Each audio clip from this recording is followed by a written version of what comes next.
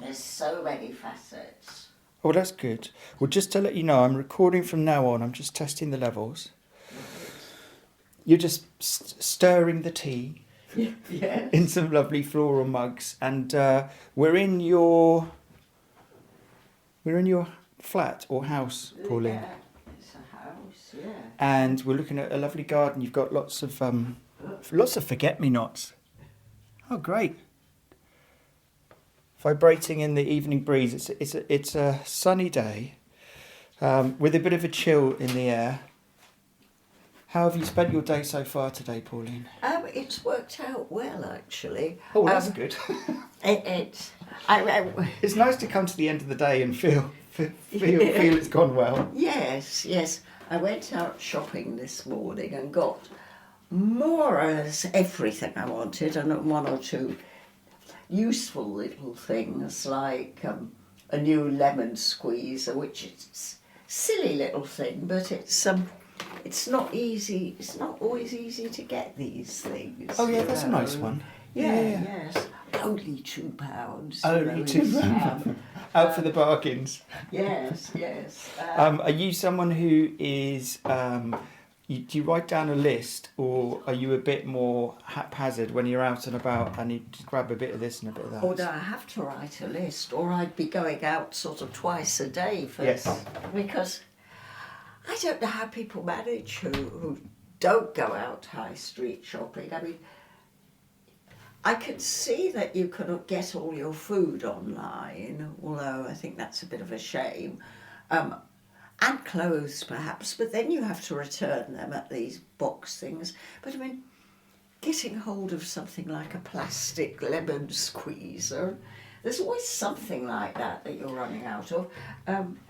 Cycling here, I came a slightly random way following the Google Maps on my phone, and I cycled up lots of quite well stocked streets with lots of shops and busy customers. So you're close to an area where you can access different kinds of shops. Yes.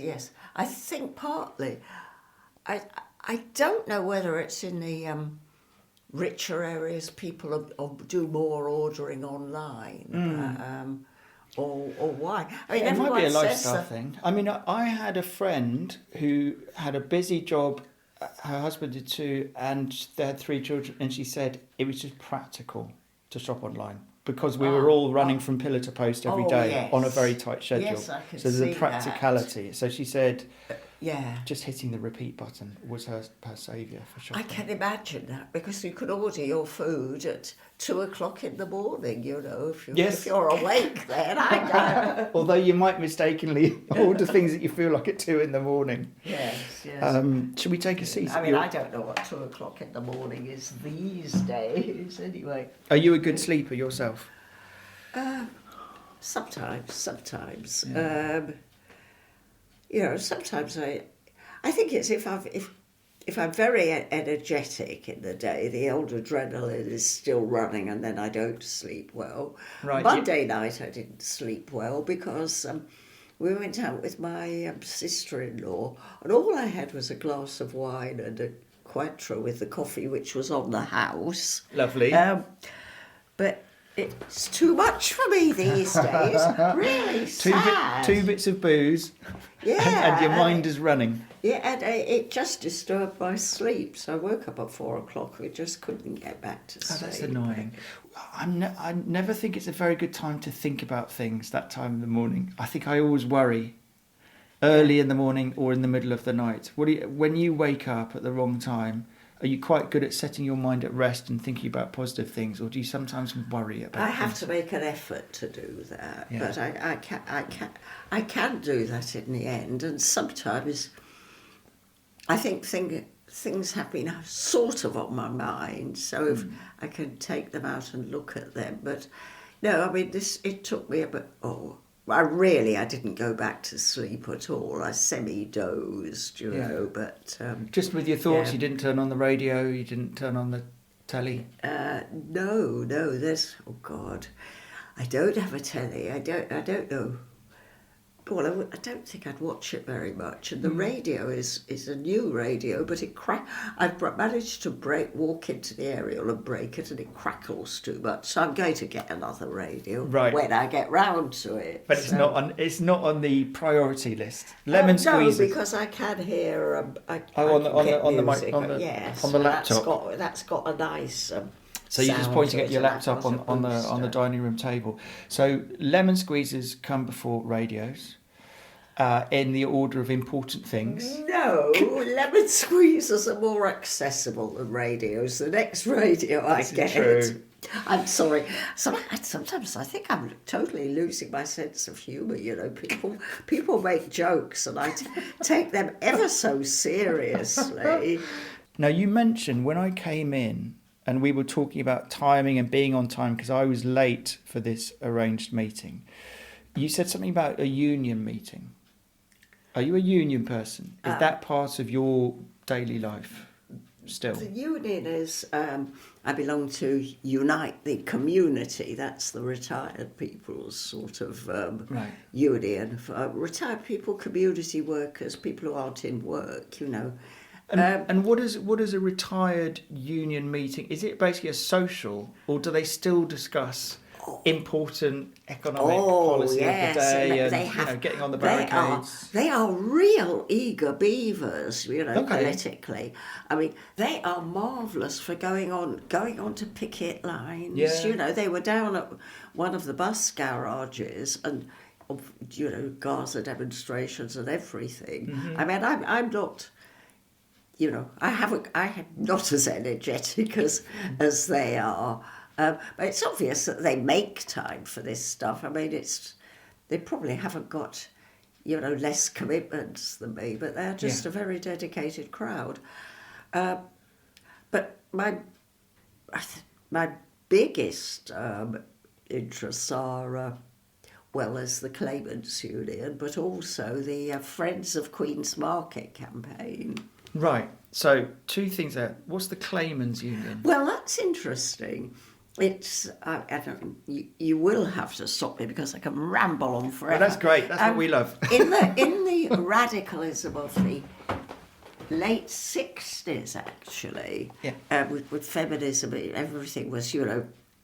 Everything was the opposition to the Vietnam War, gay liberation, everything.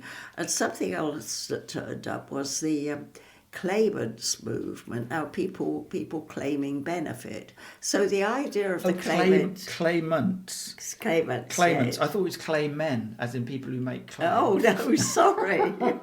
That's my pronunciation. No, that's my hearing. It's because I've got headphones on and maybe I wasn't listening properly. So the Claimants Union is specific to...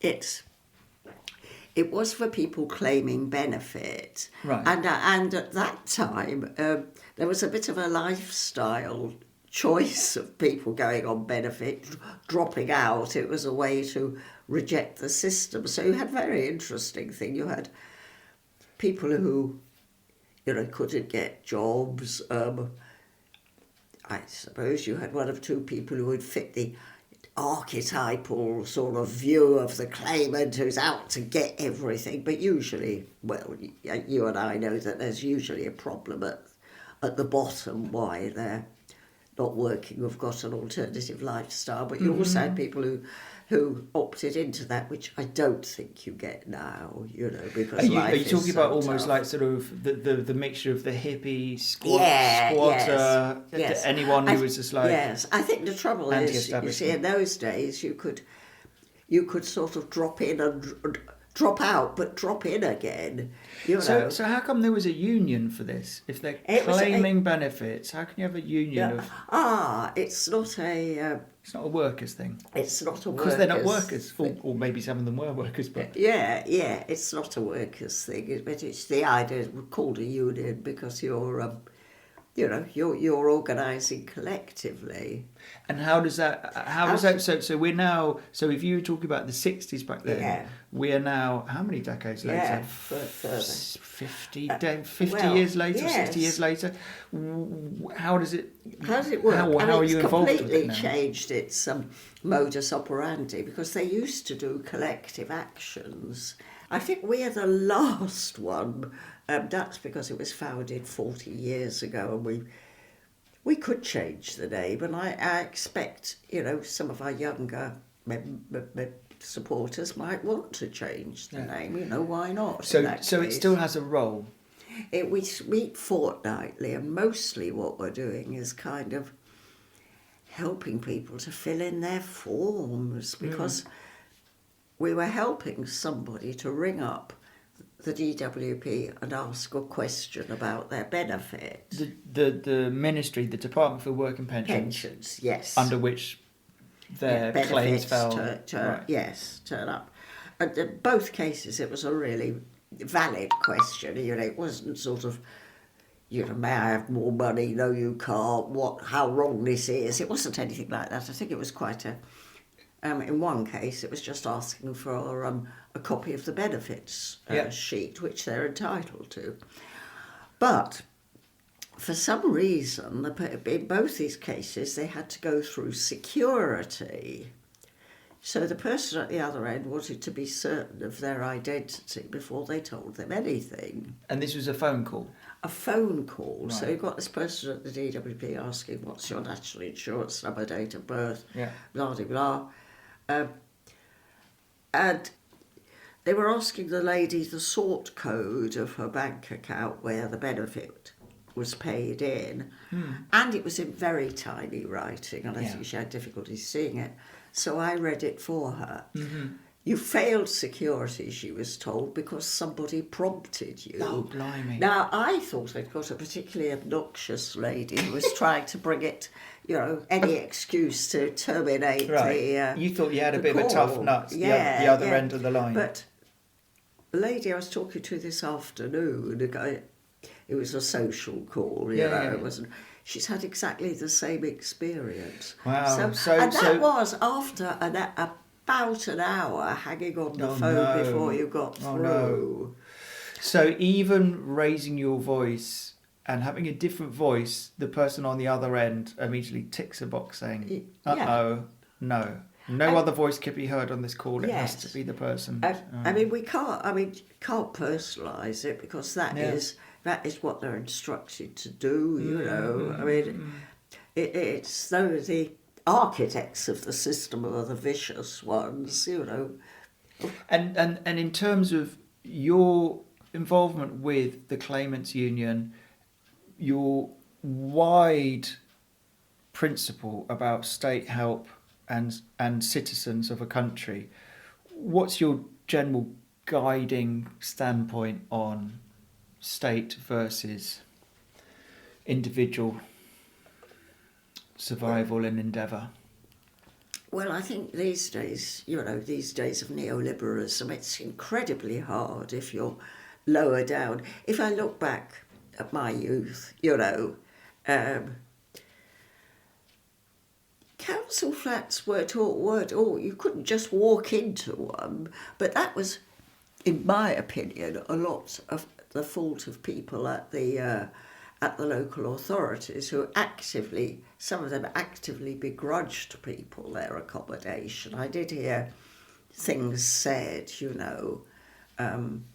they shouldn't be in a council flat, they earn good money and all that stuff. And of course the myth of coals in the bath, What's that myth? I haven't heard that. Oh, you should, you give these people, and that was... These people were the working class, black and white, you give them an indoor bath, because, people had outdoor baths and outdoor baths. Yeah. You give them an indoor bath, they'll just use it to keep coal in it for their fires. Now, you hadn't heard that one. No, I haven't heard that one. No. And what's wrong with that is my first question. But, I went to university with no tuition fees at all. I mean, there are all sorts of things you could get on the NHS that have gradually been squeezed out. This wasn't for me, but for some. But I mean, when me and the husband, I'm a widow now, bought this place in the early 70s, it was, I think, something like 3 times our annual wage, twice our annual wage. Right. So theoretically, in 2 years, you could pay for the house. Well, no, you'd have to not eat. Yes, in theory. Yes. Right. Whereas, and for average wages, so it would have been the equivalent. I would have been the sort of job I was on would have been about 30,000 if I'm lucky. The job he was on might have been as much as 70 or 80,000. He was a printer. Right. But so. So if your husband was a printer, what was your job? Well, I was, from 72 onwards, I was working for the DWP, so I was the Department of Work and Pensions. a gamekeeper turned poacher. Because the reason was, very practical reason. I mean, I was a radical in my politics, but when people knew around here, people I met in other walks of life that I worked for the DWP, they would say, oh, you can help me with this or that, you can help me to fill in this form. I mean, they always asked really nicely. Yeah. And of course, if they were minority people, community people, there was always a dinner, and if they were drinkers, there was a bottle on the table. So you became quite known in the area. But even so, this was getting a bit silly, and I thought, well, let's collectivise it. So I had 2 friends, very different friends, but who both had experience of filling in forms. So I said, why don't we make a claimants union? You talked about the other great move, the other great force in your life being the Friends of Queen's Market. Now, what is Queen's Market, and why does it need friends? Right, that's a lovely question. It's a market. It's a street market right next to Upton Park Underground. Right. What kind of market? Are we talking food? We're talking food. Right. Yes. Right. Fruit and veg.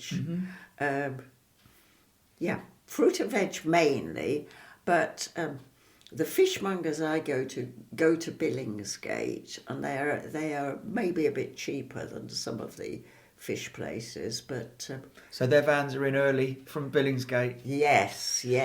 Probably up at 3 or 4, and then out to the shops by 6.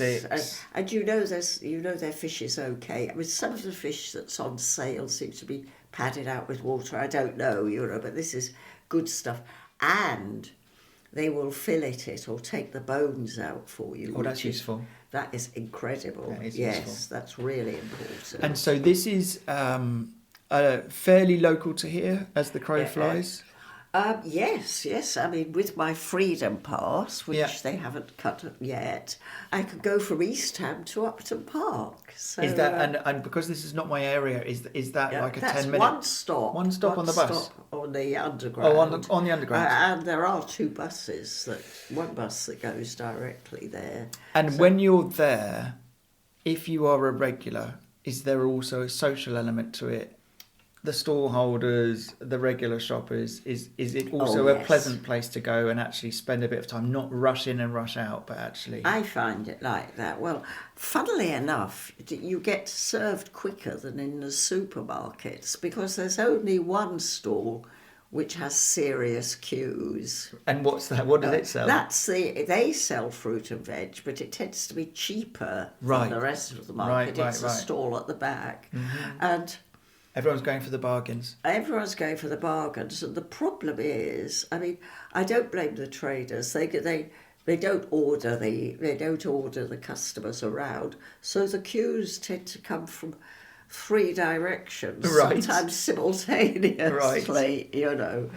I know them, through Friends of Queen's Market, and I think I'm seen as a little old lady, which is quite embarrassing. Is it sometimes? Do you think of yourself as a little old lady? It's a card I play. Oh. Yeah, so being 81, Do you sometimes? I was speaking to somebody else for this podcast, and she said sometimes me and my husband, we make ourselves look a bit more frail than we are, just to make sure that we get that extra help. Is that what you're talking about? The cards you play? Yes. I can't think when I last invoked the fact that I was 81 and couldn't do this or that. And what's it like being 81 out in the world, out in society? I remember reading an article a long time ago in one of the newspapers where a reporter dressed up as an older lady and had special makeup on for the weekend and wrote an article about what it was like. She was a young woman and she said it was a very, very different world. She said I became invisible and people bumped into me and barged me and didn't serve me. So she talked about it as a wholly negative experience as a young woman sort of play acting it. As an actual 81-year-old, what's it like? I'm lucky being in this area because you've got, very high Asian population and they still have that respect for old people, So older people are treated with respect in public places, and you're given space. Yeah, my experience. You see, my sister-in-law, and she lives in a much posher area, and she went into her mobile wasn't working, and she went into the nearest store that was selling phones, and the boy there said, "Oh, we haven't got the time to help little old ladies." No. Now I would. What? Yeah. What, he actually said that to her? Yes. That's extraordinary. Yeah. Yeah, actually, perhaps I should have helped her to make a complaint, but she wouldn't have, So she didn't stamp her foot and say, "How dare you?" She just walked out feeling very sorry for herself. How dare you? I fought in the war. She didn't fight in the war, but she certainly suffered the bombing.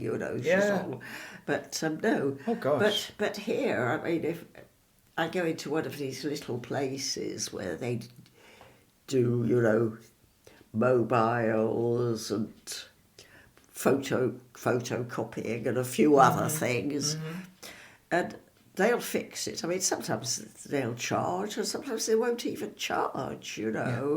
So you can rely on the kindness of strangers as an older person. At least in your experience, there are places. I'm trying to think where I have been ignored. There was somewhere where somebody said, "Oh, she finally noticed me and said, 'Oh, I heard a little voice squeaking up, So, it can happen. It's not all sweetness and light. I just can't remember where it was, though. That was a while ago.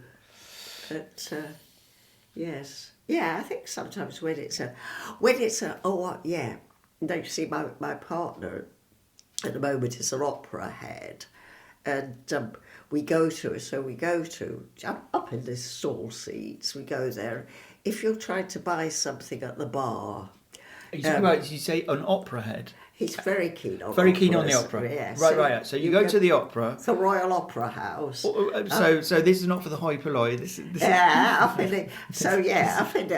in the stalls though. But you go to the bar. So you're talking about the stalls being the cheap seats. Yes. Of the Royal Opera, right? Yeah, but you go to the bar, and I think I'm definitely. But you see, I think there's an element of class too, because they are,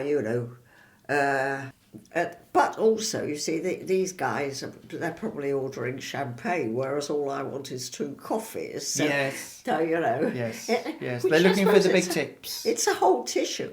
And I guess that does happen when pensioners, the lady who had that experience are marginalised. It's because they're seen as somebody who's only going to want... 1 cup of tea or buy 2 carrots or whatever it is when people have got to choose, or they've come into the office to complain rather than to buy something new and brilliant, Now, Yeah. going back to the market, Yes. the yes. Friends. What's Yeah. the Friends bit? The Does Friends- it need saving? How did you guess? If so, Yes. from what? From the developers, from being really. I think that's the problem. So it's a traditional market that's Market. always been in the same place, and it's under threat because does someone want to completely take the space and do something else, Yes, or do they just want to give it a modern makeover? That's a good question. After the war, it was kind of obliterated, and so the council, we're talking about, different times. The council set aside a big square of land right next to the underground, and it was built in this square with shops surrounding it. Right, I can picture it in my mind's eye now. So it's a square next to a tube, which is a great place for a market. Yeah, and later on a roof was put on. Now, of course, the shops are a bit ramshackle, and the roof and the car park above are leaking, and this is lack of maintenance. It isn't any. I don't think it's anything else. Although the council, I don't know, seem incapable of stopping the leaks. But we have had some repairs in the market under, I think, a scheme by Sadiq Khan has given. Now, this really is an example of how just modernising. Even that is a problem, because first of all there was no consultation, no practical consultation with the public or the traders. Right, this came down from on high. Yeah, and everyone's like, but nobody talked to us. They did talk, but they only talked in very general terms. They asked them which issues they'd like addressed, where they'd like rebuilding. But when it came to the nitty-gritty of what materials are you going to use, they were promised new lighting. As a result, the lighting that replaced the existing lighting was actually worse. Can you imagine it? But then there's a long-term, not such a long-term problem. At the moment, the market is listed in the local plan as a strategic site, and that means it's definitely so it should be protected. Development. Oh, right. Development. No, we're trying to get it listed as an asset of community value, but no, it's definitely planned for.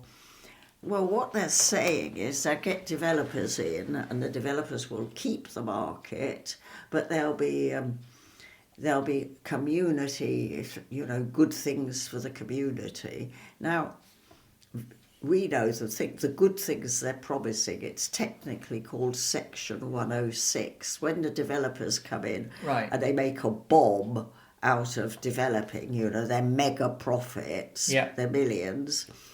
They throw a few crumbs down in the form of Section 106 or Community Infrastructure Levy, what used to be called planning game. They throw the peasants a few crumbs. It could be a new library, or a new health centre, they've sort of toyed with that idea. There's no need. There's a perfectly nice little library down in Green Street. And doctor centres, health centres sounds wonderful, doesn't it? A nice brand new state-of-the-art health centre. But the problem with that is that patients get forcibly relocated. So your friends group is very much needed, because without it, there would be less campaigning. There'd be less. The developers would be. I think the developers would be in. They would have been in. They'd be all over the first campaign. The first time, we got wind of this in 2002. Right. That's a long time ago. Yeah. Yes. And in 2002, the plan was that the market would be gone by 2007. So it's a long story what happened. Oh gosh! So have you been in existence since then? There's the Friends thing. Yes. So you that was 20 odd years ago, and you've managed to save the market up till now. We had it was amazing. 2009, the council nodded through the plans, which would have been, they would have been luxury flats on the site with an absolute minimum of social rent homes promised and no guarantee that they would be delivered, because the developer could say, I can't, it doesn't pay me to provide them. So it wasn't a good scheme at all. And there were a load of objections from the 2,700 people filed planning objections, but that didn't move the council. But in those days, I don't think it can be done now. The Mayor of London had the power to overrule it. Amazingly, the Mayor was Boris Johnson, who had a kind of felt like being a man of the people. He was well received when he came down to the market, and he overruled it, threw it out. So the developer pulled out, but we knew even in 2010, in 2009, 2010, that the developers would be back. So we kept going at a lower pace, not monthly meetings every 2 months, but there were always issues cropping up. There's always something. I mean, what you've got now is traders landed with a 7.5% rise for their stalls. Yeah, that's a big hit when margins are tight. Yeah, you got it. Yeah. Yeah. So how often do you go to the market? Is it like once a week? It goes from once a week to even sometimes 4 times a week, but average probably twice a week, 3 times. Yeah. This is the amount of times that you go. Yes. Yeah, 3 times a week. Yeah. It sounds like it's quite a big part of your life, Pauline. Yes, definitely. Yes. And it gives you a purpose, this protection of this resource that everyone locally uses. Yes. Oh, yes. I mean, I get a lot out of the campaign, Well, all the good deeds I do, there's generally a massive payback. So, in what sense? In a sense of goodwill or community cohesion? Goodwill and goodwill. I'm to just think of personally. Yeah. Goodwill. I mean, community cohesion's a funny one. I mean, I've met tremendous people, and I say yes, you could argue for the market is good for community cohesion. I mean, I do remember, of course, this was before Gaza, one of the Jewish traders discussing with one of the Muslim traders on the basis of their people of the book, finding theological common ground. You wouldn't get that now because of Gaza and all that. And in terms of the architecture of your life, your daily, your weekly life, you've got the market, you've got the claimants union. What else is part of your day-to-day? You've got the opera. Yes. What else is part of your day-to-day life, Pauline? Well, this is the problem. I mean, is there a lot of sitting and thinking, or are you a busy bee who is always engaged with something? Well, I'm slowing down, you see, so all the things I do, and I don't do an awful lot for the market, take much longer time. I'm supposed to do exercises for my arthritis, and they'll take, if I do them properly, 3/4 of an hour, nearly an hour a day. Just cooking food, if you cook from scratch, which I do, takes time, especially when my partner comes over, because we got together at 50. We've got separate establishments because we got so much old clutter, both of us. There's no way You're not live willing together. to pool resources No, because somebody's we'd going have to buy an 8-bedroom place, I think. So you know, just cooking and shopping take time really, and of course seeing my friends, which is really important. You know, phoning, because you stay in one place and you get older, you go to sort of get more friends and acquaintances. You know, staying in one place. I mean, obviously, some people I've fallen out with, and some people I've lost contact with. Oh, I'm really intrigued with the ones that you've fallen out with, but we won't go to. No. They might be listening. And Yes. your computer has pinged a few times while we've been chatting. So It's my. is it your phone? So you're also getting messages and texts in.